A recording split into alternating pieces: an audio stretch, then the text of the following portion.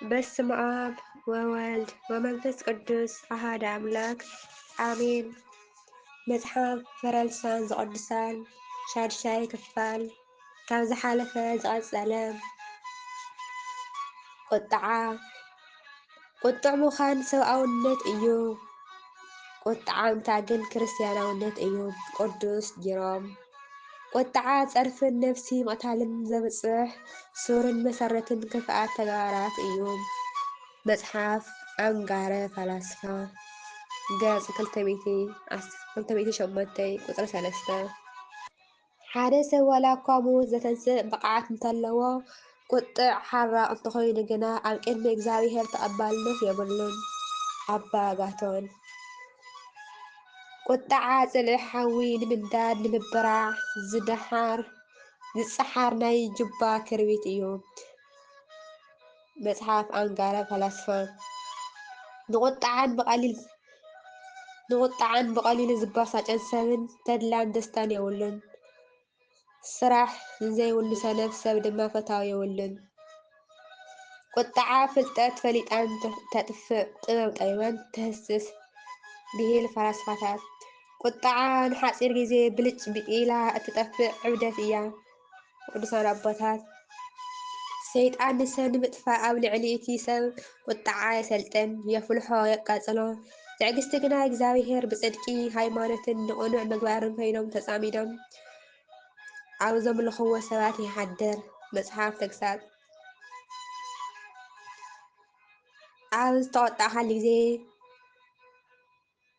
ኣብ ዝተቆጥዐሉ ግዜ ርእሱ ክገትእ ዘይክእል ሰብ ልባንኡ ክገዝእ ኣይክእልን።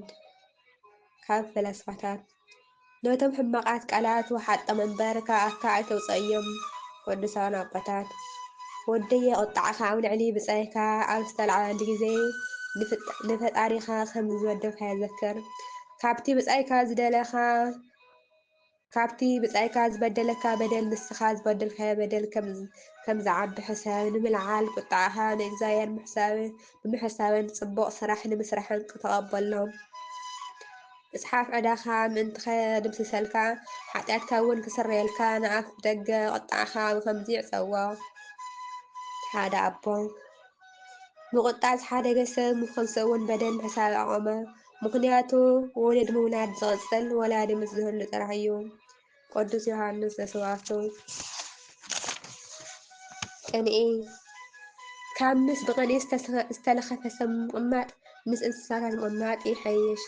ቅዱስ ማርይስሐቅ ዘስርያ ቅንዓት ኣብ ውሽጢ ልቡ ዝሕሰብ ኣብ ዝባኑ ተመን ዘቐምጥ ሰብ ይመስል። ትኪ ንህቢ ከም ዘብርር ጽልኢ ድማ ካብ ውሽጢ ልቢ ፍልጠት ተበርር። ቅዱስ ኤፍሬም ዘስርያ ቅንዓት ዝሓደረ ሰብ ህውከት የብዝሕ። ሽግሩ ንዝኾነ ሰብ ክነግር ከኣኹ ኣጉደለ። ሓደ ኣቦ ቀናእ ሰብ ጎረቤቱ ብዝናን ብደስታን ክነብር ከም ምርኣይ ብዙሕ ክስከሞ ዘይክእል መከራ ክቕበል ክርኢ ይመርፅ። ቅዱስ ዮሃንስ ኣፈወርቂ ወደየ ቅንዓት ኣፍደገ ምፍላይ ስለዝኾነት ካብ ቅንዓት ተሓሎ ተጠንቀቕ። ንሰብ ኣልዒልካ ኣይተነውር። ከመይ ንሰብ ምንዋር ባእስን ክርክርን እዩ ዝወልድ። ሓደ ካብ ፈላስፋታት ዝንኡ ካብ ስርሑ ዝለዓለ ዝገነነ ሰብ ዘይተዓደለ እዩ። ኣባ ሳልዋኖስ ዝና ዘምጽእ ሰብ ብፍቓዱ ካብ ስነ ምግባር ይፍለ። ዝና ዝጸምአ ሰብ ብፍቓዱ ካብ ስነ ምግባር ይፍለ። ሓደ ኣቦ ዝሙት ካብ ዓይኒ እዩ ዝርከብ። ዝሙት ዝበሃል ድማ ወዲ ተባዕታይ ምስ ጓል ኣንስተይቲ ዝደላለይዎ ስጋዊ ባህሪ ጥራሕ ኣይኮነን። ሰበይቲ ምምናይ ዝሙት እዩ። ሽመት ምድላይ ዝሙት እዩ። ገንዘብ ምድላይ እውን ዝሙት እዩ። ይኹን እምበር እዚ ኩሉ ካብ ዓይኒ እዩ ዝውለድ። ከመይ ዓይኒ ከይረአየ ልቢ ስለዘይምነ። ሃይማኖት ዘጥፍእ ገንዘብ ዘባኽን ሽግር ዘምጽእ ውርደት ዝኸትል ዝሙት እዩ። ካብ ዝሙትን ካብ ዘማዊት ሰበይትን ተሓሎ ልብኻ ናብኣ ምእንቲ ከይዝምብል ምስ ሰበይቲ ምዃን ኣይትፍቶም። ምስኣ እንተደኣ ተፋቒርካ ብኹናት ዝሙት ክትውጋእ ኢኻ። ሓደ ፈላስፋ ዝሙት ካብ ዘለዎ ሃብቲ ንጽህና ዘለዎ ድኽነት ይሐይሽ በለ። ሲራክ ድማ ካብ ሓሳቡ ሃብታም ሓቀኛ ድኻ ይሐይሽ ይብል። ወደየ ምስ ዘመውትን ሰካራማትን ሰባት ምንባር ኣይትፍቶም። ብፍቕሮም ተጐቲትካ ተሓባባሪ ስርሖምን ተግባሮምን ከይትኸውን እሞ ናብ ዝኣተውዋ መጻዲ ኃጢኣት ከይተኣቱ ምኽሪ ወላዲ።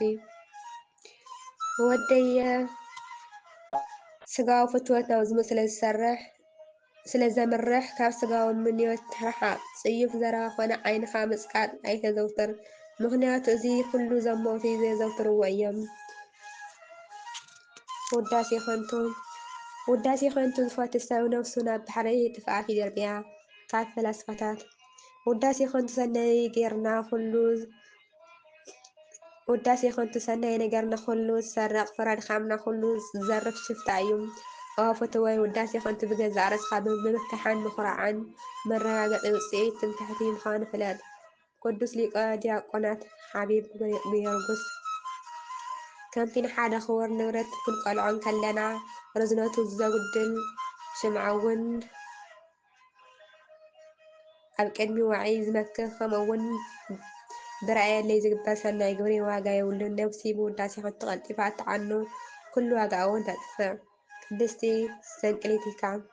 ንርእስኻ ብሓሶት ብውዳሴ ከንቱ ልባውነት ብዘይብሉ ሓቂ ኣይትውቀሳ። ርእስኻ ምውቃስ ትሕትና ኣይኮነን፣ ጽቡቕ ትሕትና ሰባት ክወቅሱኻ ከለዉ ምዕጋስ እዩ።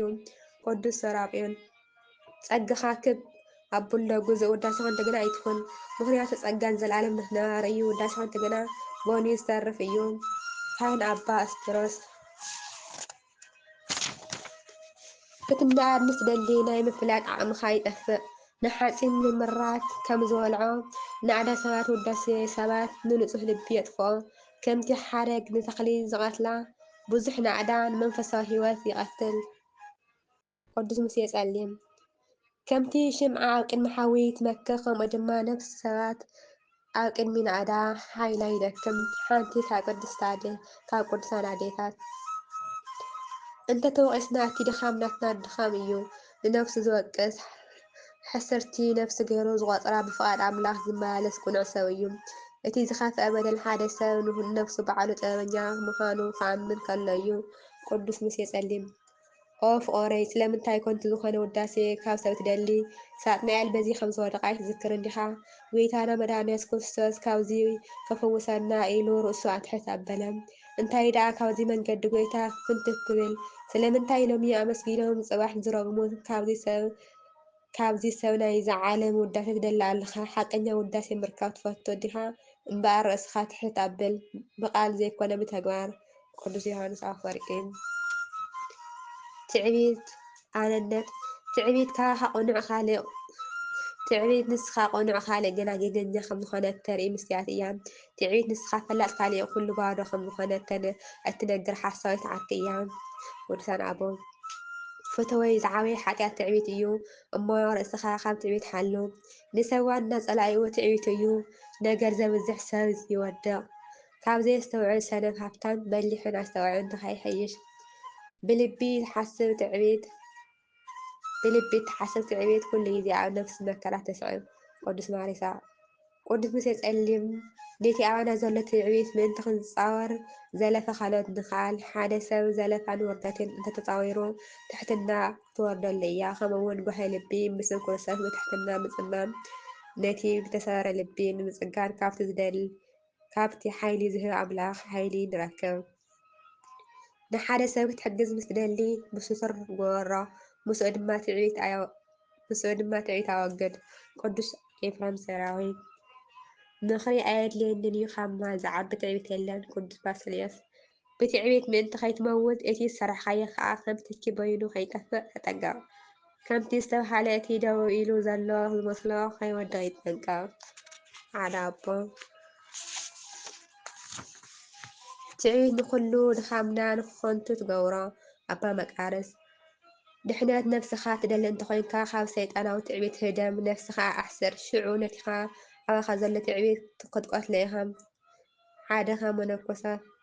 መታን ከይትዕበዩ ውድቀት ሓያላን ዘክሩ፣ ተስፋ ከይትቆርጹ ድማ ተስፋ ሓጥኣ ተስፋ ንስሓን ሃጣን ዘዘኩሩ ኣባ መቃርስ ሰብ ትዕቢት እንተለዎ ፍቕሪ ኣሕዋት እንታይ ይጠቕሞ?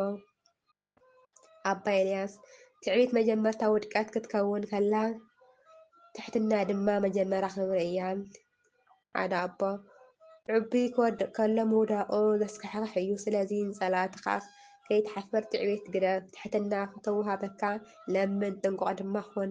ካብ ትዕቢት ልቢ ተጠንቀቕ፣ ምክንያቱ ትዕቢት ስሪ እከ እያ። ኣባ በካምዮስ ንርእሱ ኣነ ማንም ኣይፈልጠንን ኢሉ ዝንዕቕ ሰብ ንርእሱ ኣነ ምንም ኣይፈልጥን እየ ኢሉ ዝንዕቕ ሰብ ካብ እግዚኣብሔር ፍልጠት ይረክብ። እቲ ፈላጥ እየ ዝብል ግን እግዚኣብሔር ካብ ጥበብ ይፈልዮ። ኣረጋዊ መንፈሳዊ ትዕቢት ኣብ ውሽጢ ልቢ ዝሕምብስ ኣራዊት እዩ። ቅዱሳን ኣቦ ትዕቢተኛ ሰብ ብኣፍኣዊ ውህበቱ ዘንጸባርቕ ኮይኑ ብውሽጢ ግን ዝበስበሰ ልቕሉቕ መቓብር እዩ። ቅዱስ ዮሃንስ ዘሰዋስው ሓደ ባሕታዊ ንኩሎም ባሕተውቲ ኣርኤኒ ኢሉ ናብ እግዚኣብሔር ጸለየ። ጎይታ መልኣኽን ኢኹ ብጀካን ሓደ ኣቦ ንኩሎም ኣርኣዮም። ሽዑ ንሱ እንጦንስከ ኣበይ ኣሎ ክብሉ ሓተቶም። ሽዑ እቲ መልኣኽ ንዕኡ ክትርኢ ኣይትፈቕደልካን በሎ። እዚ ዝኾነሉ ምክንያት ክሳብ እንጦኖስ እንተሪኡ ብትዕቢትን ትምክሕትን ተሰሚዕዎ ካብቲ ዝነበሮ ዕብየት መብቲ ከይፍተን ከይወድቕን እዩ። ትሕትና ናብ መዓሙቕ ሲኦልካ እንተወረደት ናብ ሰማያት ክትብል እያ። ትዕቢት ህለካ ኣፀድ ሰማያት እኳ እንተበፅሐት ናብ መዓሙቕ ሲኦል ክትወርድ እያ።